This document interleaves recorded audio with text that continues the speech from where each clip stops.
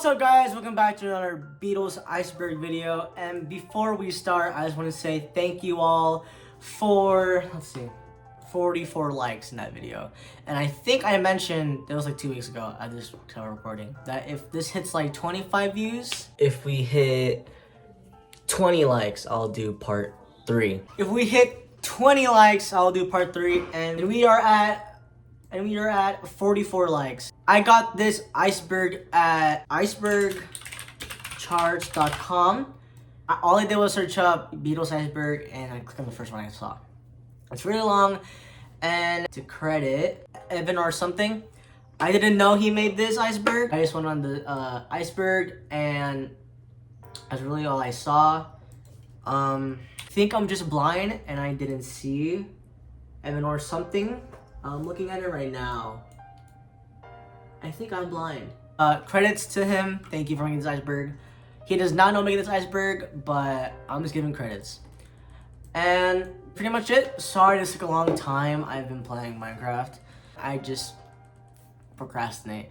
But here we are, part 3 of the Beatles iceberg. I hope you guys enjoy. Make sure you like and subscribe. And let's roll on with it. Linda McCartney. Linda Louise McCartney, also known as Lady McCartney, was an American photographer and musician. She contributed as the keyboardist and harmony vocalist in the band Wings, which prominently featured her husband, Paul McCartney. Linda's career in photography began in the mid-1960s, initially with Town and Country magazine. Her talent quickly earned her assignments to photograph various musicians and entertainers. By the late 60s, she became a familiar face at the Fillmore East in New York City, where she served as an unofficial house photographer, capturing numerous iconic performances. She notably became the first woman to grace the cover of Rolling Stone magazine with her photography. Her work was exhibited in prestigious galleries and museums such as the Victoria and the Albert Museum, and was compiled into several published books. In addition to her photography pursuits, Linda embarked on a musical journey, learning to play keyboard from her husband. Following the breakup of the Beatles in 1970, Paul and Linda collaborated on the album Ram, and was subsequently formed the band Wings in 1971.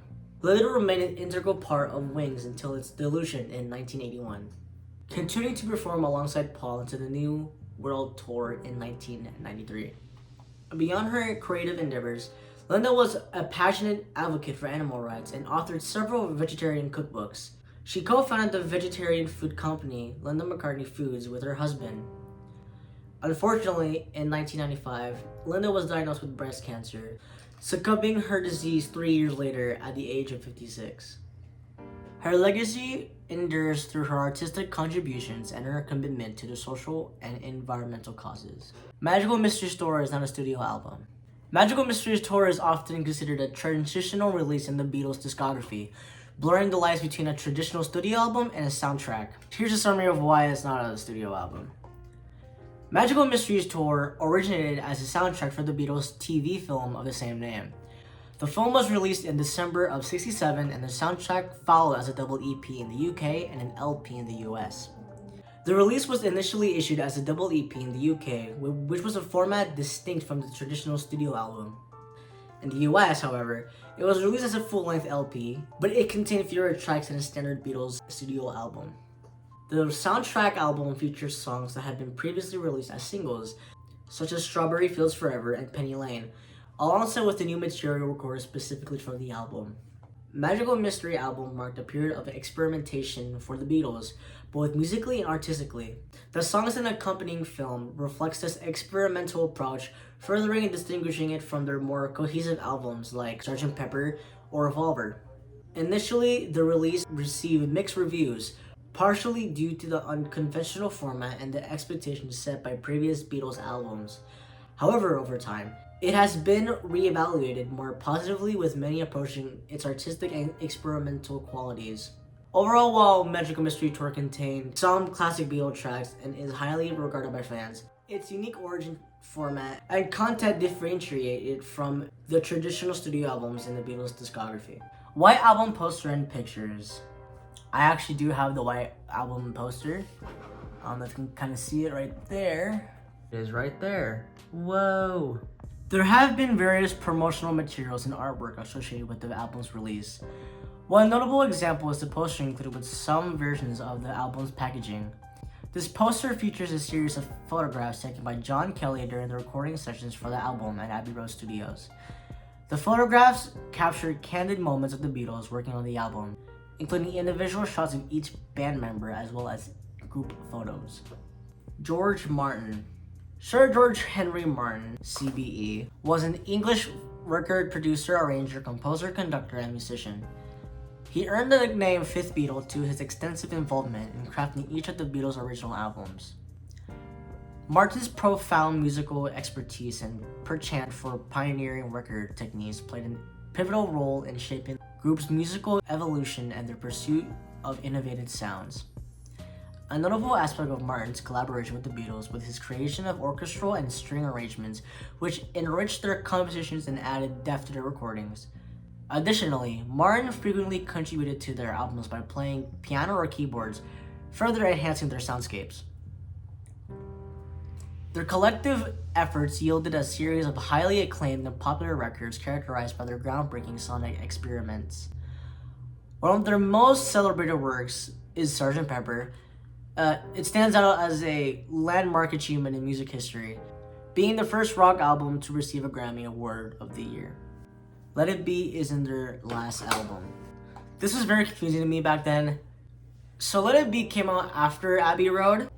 Abbey Road was released in September 26, 1969, and Let It Be was released in May 8th on 1970. The only reason why it came out so late was for their movie documentary Let It Be, which came out in 1970, but Abbey Road was recorded after Let It Be was filmed, and it was finished. So basically, Let It Be finished first, but was released late, while Abbey Road was, it was late. It was released late. Quick little update, guys. I was gonna upload it right now, but May 8th, Disney Plus will release Let It Be, but remastered. And dude, I'm so hyped about it. I cannot wait to watch this on Disney Plus. I also can't wait for that Beach Boys one. Dude, Disney has been making moves. But yeah, quick little update, guys. Just want to put it out there. Yeah. Let It Be Naked. Let It Be Naked is a remix album by the Beatles, released on my birthday, November 17, 2003, by Apple Records. Initialed by Paul McCartney, the project aimed to present an alternate mix of the band's 1970 album Let It Be.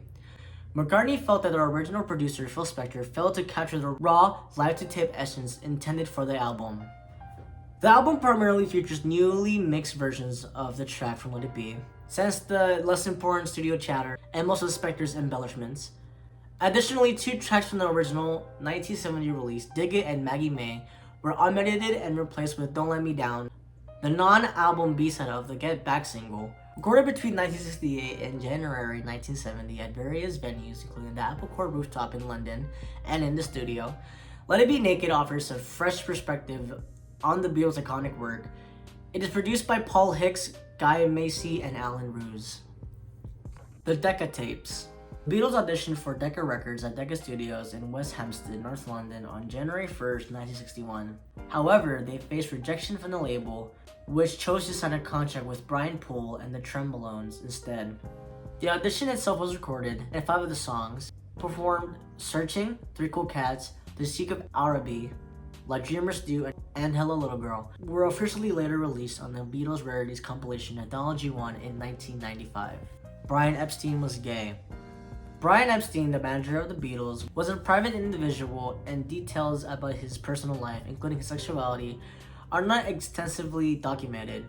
However, there has been speculation and discussions regarding his sexuality, with many biographers and historians suggesting that he was homosexual or bisexual. He never publicly discussed his sexuality orientation during his lifetime, and due to societal attitudes of that time, particularly in the 60s when homosexual was stigmatized and even illegal in many places, he felt pressure to keep his personal life private.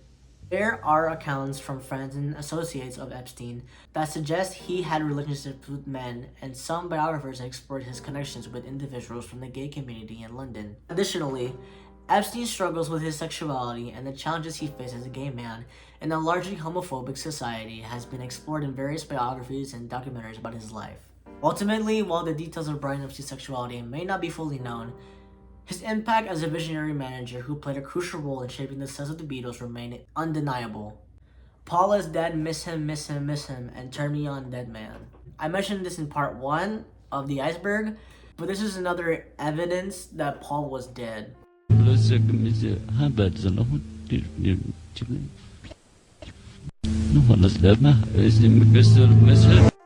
Number 9, number 9, number 9, number 9.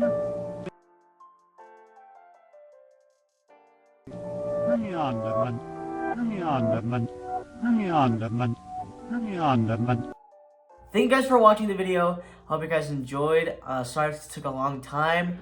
I've been doing other stuff and school is almost over.